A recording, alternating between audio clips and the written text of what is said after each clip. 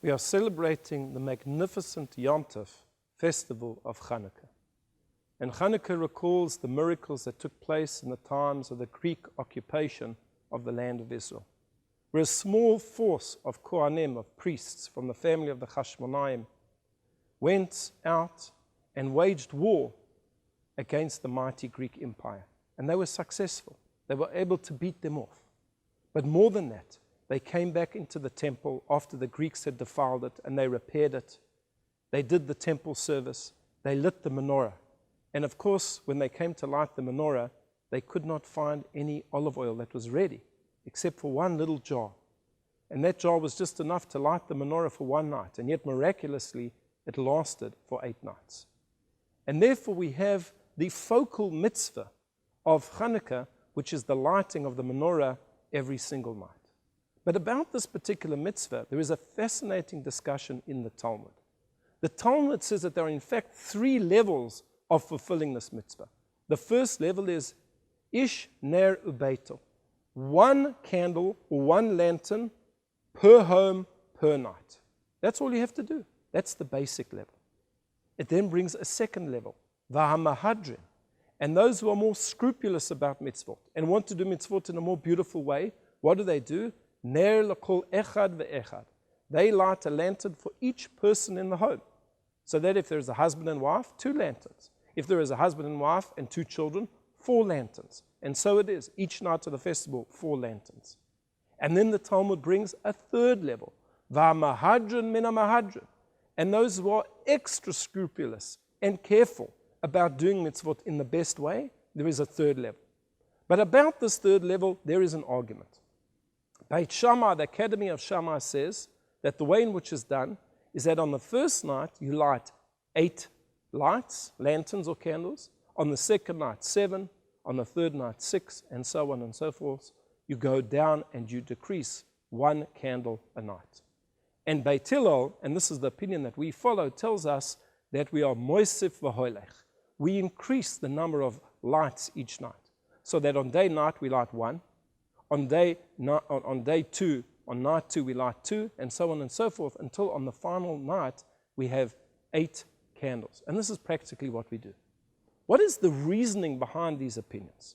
And the Talmud gives 2 possibilities. The first possibility is that Beit Shammai is looking at the number of nights that are to come. So on night 1, there are 8 nights of Chanukah. So you light 8 candles.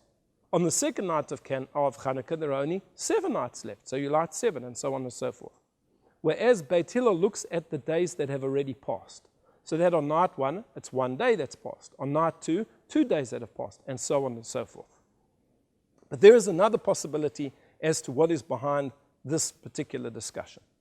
Beit Shammai holds that we go down because indeed we do find in the Torah another example in which we decrease the number of something. And this is for the festival of Sukkot. During the festival of Sukkot, the Jewish people brought a number of sacrifices. They were in fact bulls. And they started off at a high number, and then each day of Sukkot it went down. Until in total there were 70. It decreased. And the Talmud tells us that these 70 bulls represent the 70 nations of the world who will oppress the Jewish people. And therefore our prayer is that their power should go on the decrease. And perhaps that's what Beit Shammai is doing, is that of course the Chanukah candles represents the victory against the Greeks, and therefore our solemn prayer is that their power and the power of those who seek to harm the Jewish people should decrease. But Beit Hillel disagrees, and he says no, we do not decrease, we increase. And the reason why is Ma'alin b'kodesh v'lo morid. We have a principle, and in fact this is a principle in all areas of Judaism, that we always go up in levels of holiness. We always ascend in levels of holiness, and we never go down. And there are many examples of this.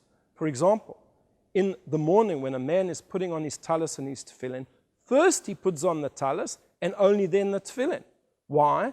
Because the tefillin contain God's name. They are much holier in essence than the talis. So we are going up in levels of holiness. And even the tefillin themselves.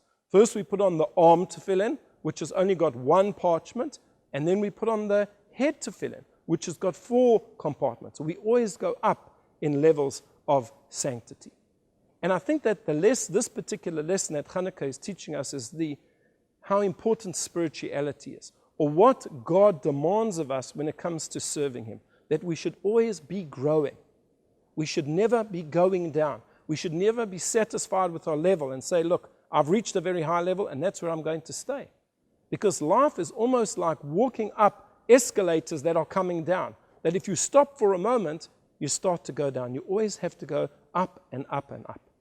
And this is perhaps why it is that our father Jacob was shown in his dream a ladder with angels going up and down. Why did Hashem show him a ladder?